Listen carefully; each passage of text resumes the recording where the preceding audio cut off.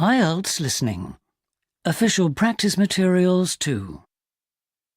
You will hear a number of different recordings and you will have to answer questions on what you hear. There will be time for you to read the instructions and questions and you will have a chance to check your work. All the recordings will be played once only. The test is in 4 sections. Write all your answers in the listening question booklet. At the end of the real test, you will be given 10 minutes to transfer your answers to an answer sheet. Now turn to section 1 on page 2 of your question booklet.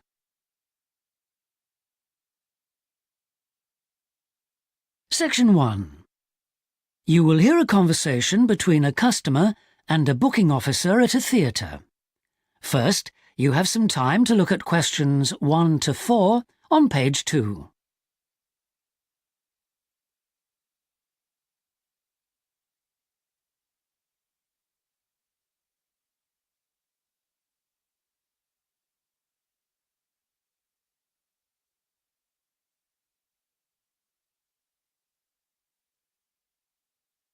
You will see that there is an example that has been done for you.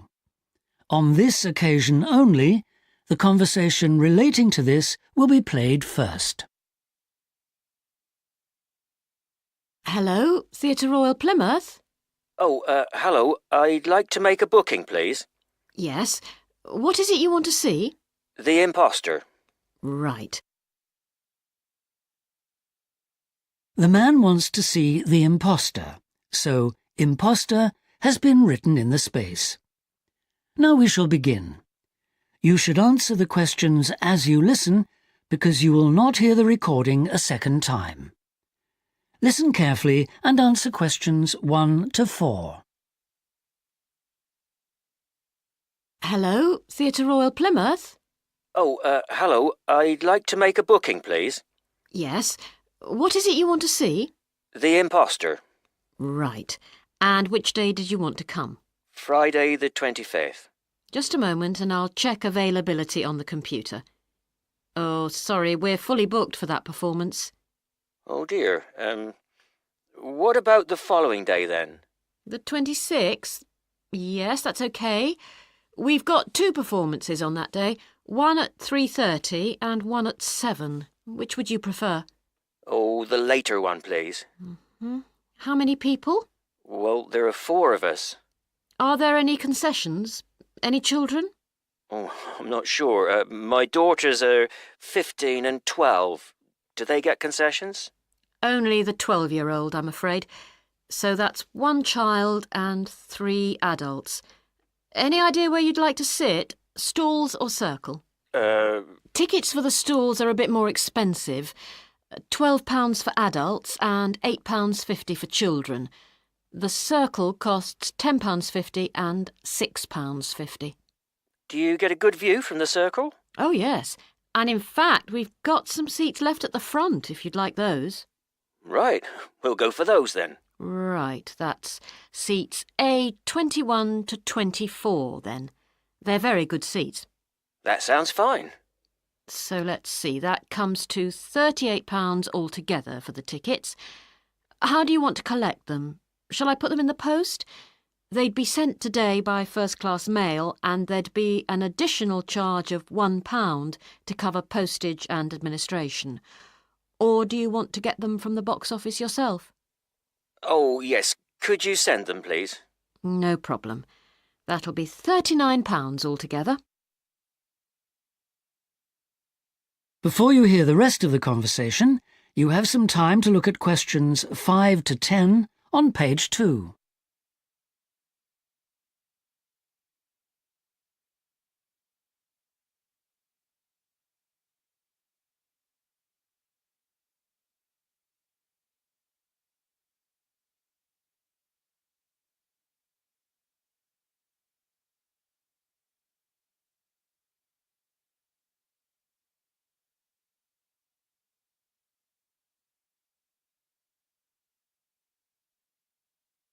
Now listen and answer questions 5 to 10.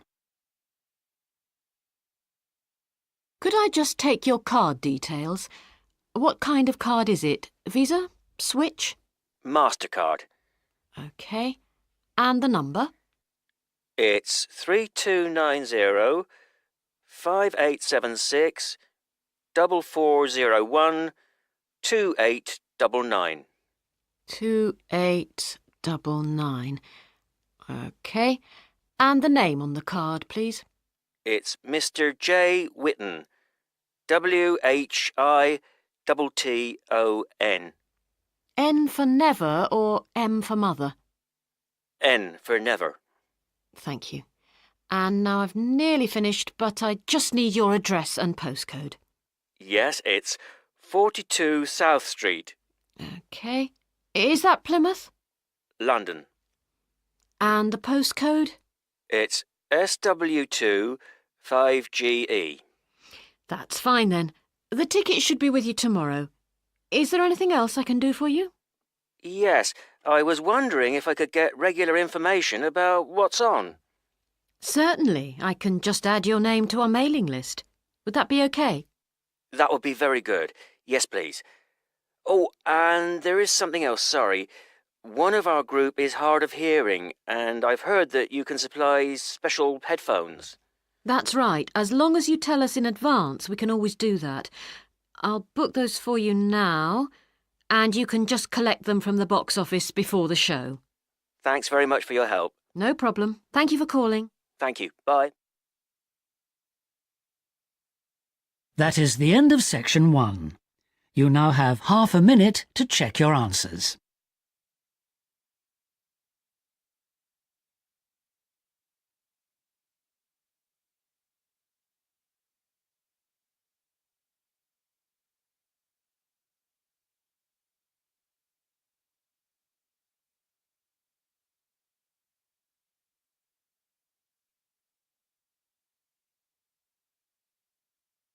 Section 2.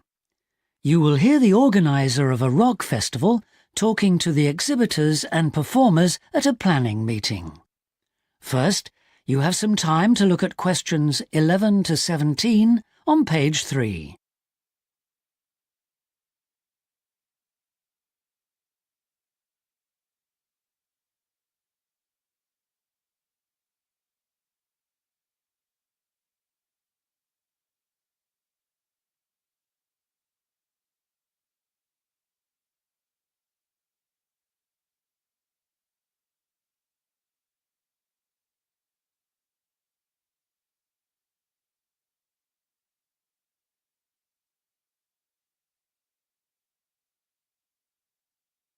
Now listen carefully and answer questions 11 to 17.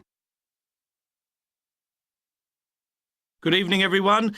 I'm glad you could all make this planning meeting for what promises to be the biggest and most colourful free rock festival ever held in the South East.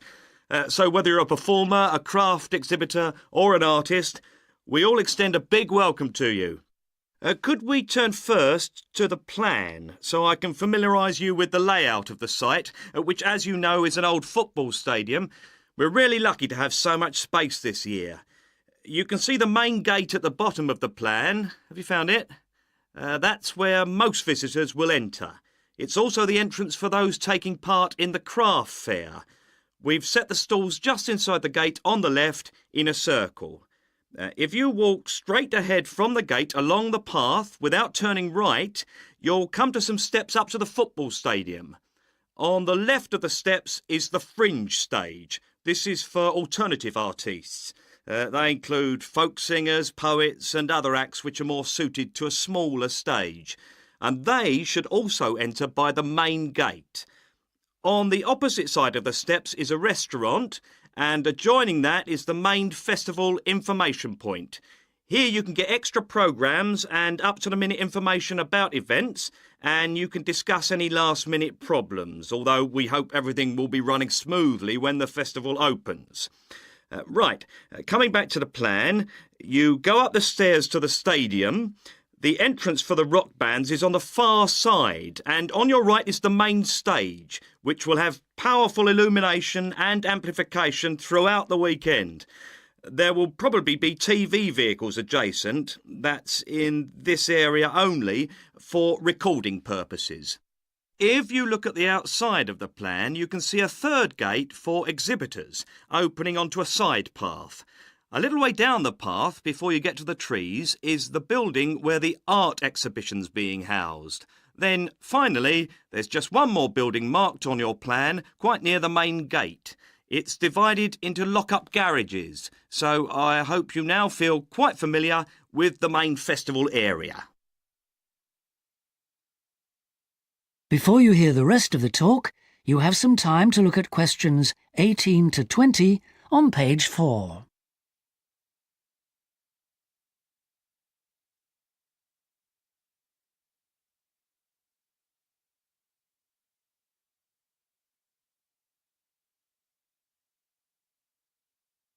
Now listen and answer questions 18 to 20. We also hope that you'll have received your welcome pack.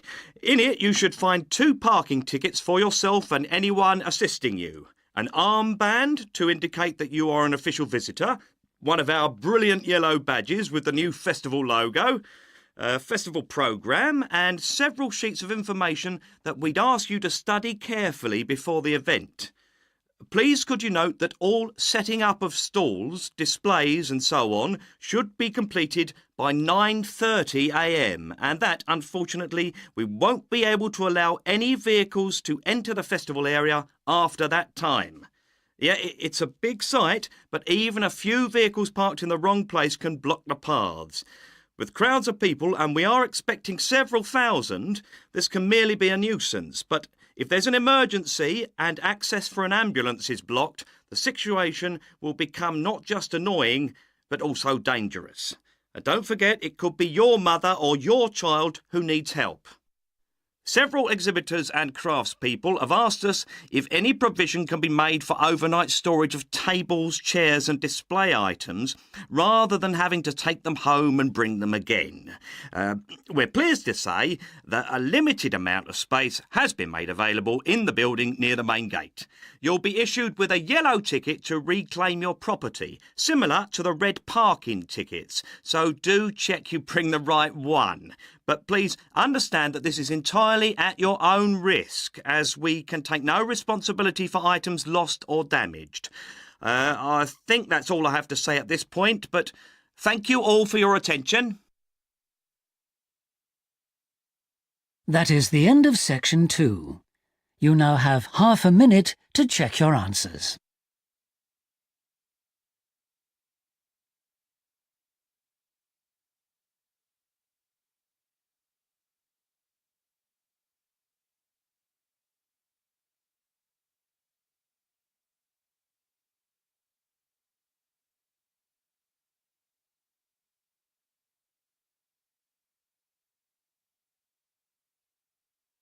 Section 3. You will hear a discussion between a business student called Marco and his personal tutor about the courses that Marco should take. First, you have some time to look at questions 21 to 23 on page 5.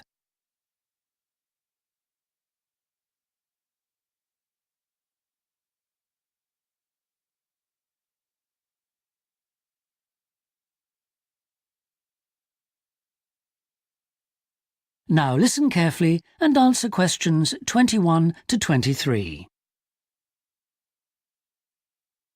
Hi, Marco. Come in. Thanks. I've got a bit stuck trying to select courses for next semester. Could you help me, please? Of course. Sit down. Oh. First of all, most people just go for the areas of business that they're interested in. But even if something doesn't look very stimulating, it's important that you can use it once you get a job. It's not much good choosing areas that aren't going to be helpful later on. Right. I want to go into management, so I'll need to think about that. And should I start specialising in a particular area yet? I don't think that's wise at this stage. It's better to aim for a wide variety of subjects, especially as management covers so many possibilities. You shouldn't be limiting your choices for later on. Yes, I see. You should also look at how the course is made up. Will you have regular seminars and tutorials, for example, as well as lectures? OK. Some of the lecturers are quite big names in their fields, aren't they? Mhm. Should I aim to go to their courses? Well, remember that the lecturers who aren't well known may still be very good teachers. I'd say we have a consistently high standard of teaching in this department, so you don't need to worry about it. Before you hear the rest of the discussion, you have some time to look at questions 24 to 30 on pages 5 and 6.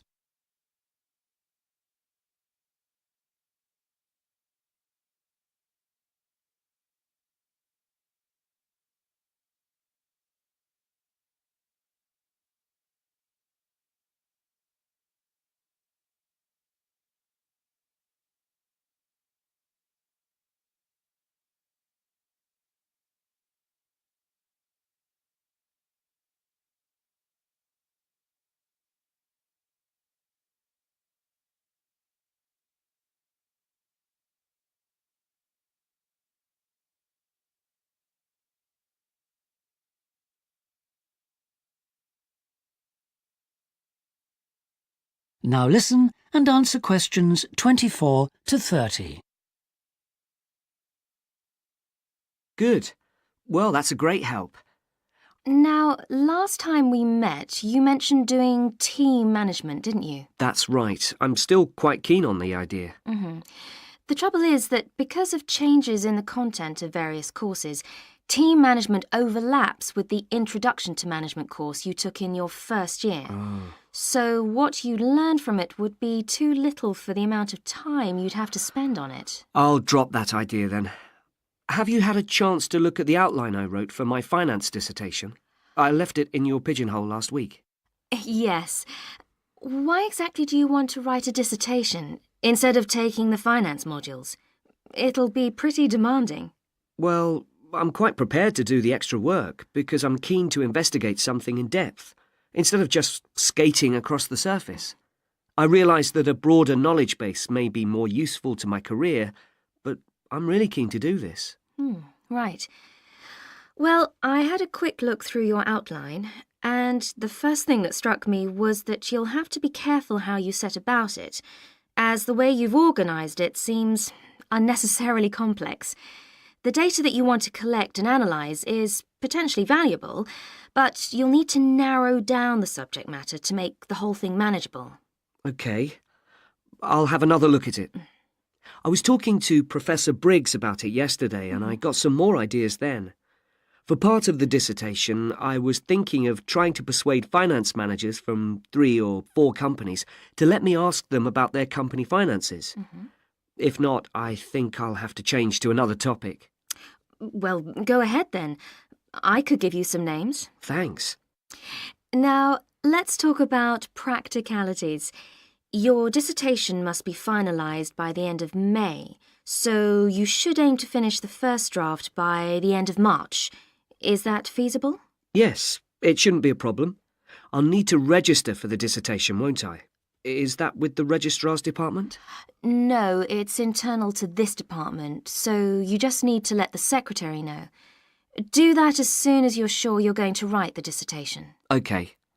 Then, to analyse your statistics, you're going to need some suitable software. If I were you, I'd drop into the computer office and ask them for a copy. Right. So, if I revise my outline, can I... That is the end of section 3. You now have half a minute to check your answers.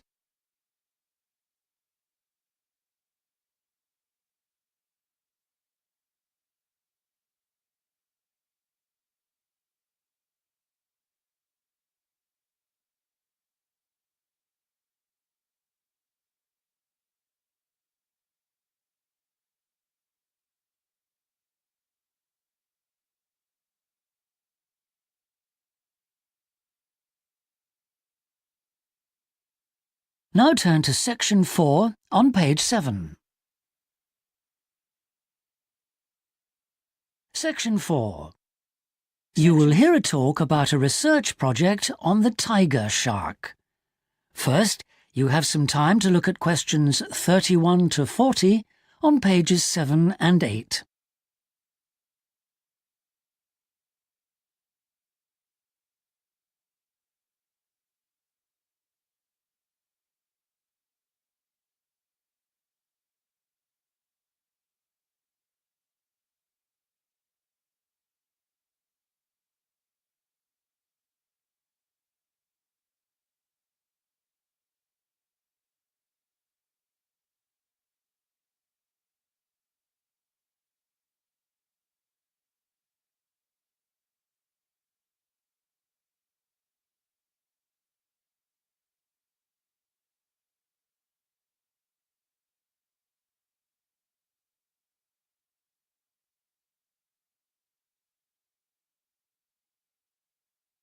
Now listen carefully and answer questions 31 to 40.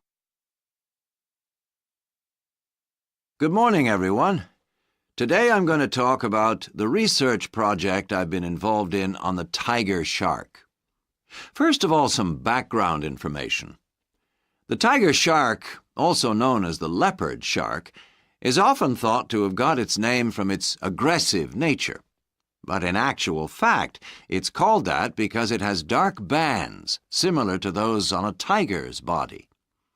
It is a huge creature, growing up to lengths of 6.5 meters. It can be found just about everywhere throughout the world's temperate and tropical seas, but it is most often found along the coast rather than the open sea. In terms of feeding, tiger sharks tend to be most active at night and are solitary hunters. Their preferred prey includes other sharks, turtles, seabirds, and dolphins, to name but a few. However, it's not uncommon to find garbage in its stomach. This is because it tends to feed in areas such as harbors and river inlets, where there is a lot of human activity. Now to the project itself. We are particularly interested in some studies that have been done in the Rain Island area. Observations here have shown that there is a large population of tiger sharks present in the summer during the turtle nesting season. However, during the winter months the sharks disappear. So we decided to do some of our own research there.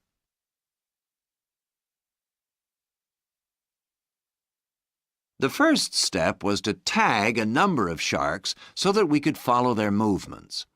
To do this, we first needed to catch the sharks. Early in the morning, we baited lines with large bits of fish and set them in place.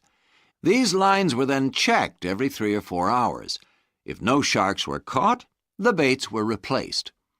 Once a shark had been caught on one of the baited hooks, it was pulled in close to the boat and secured so that we could carry out a number of brief activities to aid our research. This usually took no more than about 10 minutes and was carried out as carefully as possible to minimize any stress to the shark. Each of the tiger sharks that we caught was measured and fitted with an identification tag, and also a small amount of tissue was taken for genetic studies. For some larger sharks over 3 meters long, we also inserted into the belly a special acoustic tag capable of sending satellite signals, while on other large sharks we attached a camera to the dorsal fin to enable us to study the behavior and habitat use of the sharks. After this, the shark was released, and we were able to follow its movements. So what was the purpose of all this tagging? Well, while we were already familiar with some aspects of the tiger shark's behavior and food sources, what we hoped to do in this project was to see exactly what factors affected the migration patterns of tiger sharks and whether it was, in fact, food, weather, and reproductive needs. These are some of our findings. On February 21st, a large female shark, whom we named Natalie, was attracted to our research boat at the northern tip of Rain Island and fitted with one of the satellite tags I've just mentioned. No transmissions were received from Natalie between April 2nd and April 29th, indicating that she didn't surface to feed during this period. The area in which she was last reported is very shallow, suggesting that she may have changed her feeding preferences during this period to focus on prey found on the sea floor. We also made a number of other discoveries, thanks to the various transmitters we used. It seems that tiger sharks move back and forth between the ocean floor and the surface quite often. This may help the sharks conserve energy while they swim, but it probably also helps them hunt, since this movement back and forth maximizes its chances of not being detected by its prey until the last minute. So far, our findings have not been conclusive. However, we have gained some very interesting insights into the behavior of tiger sharks and are now hoping to develop our research further. That is the end of section 4. You now have half a minute to check your answers.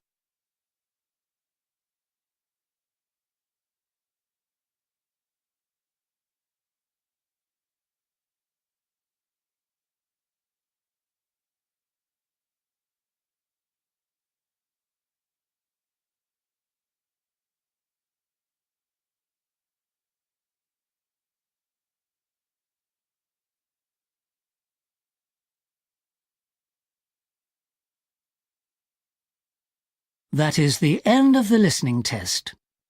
You now have 10 minutes to transfer your answers to the listening answer sheet.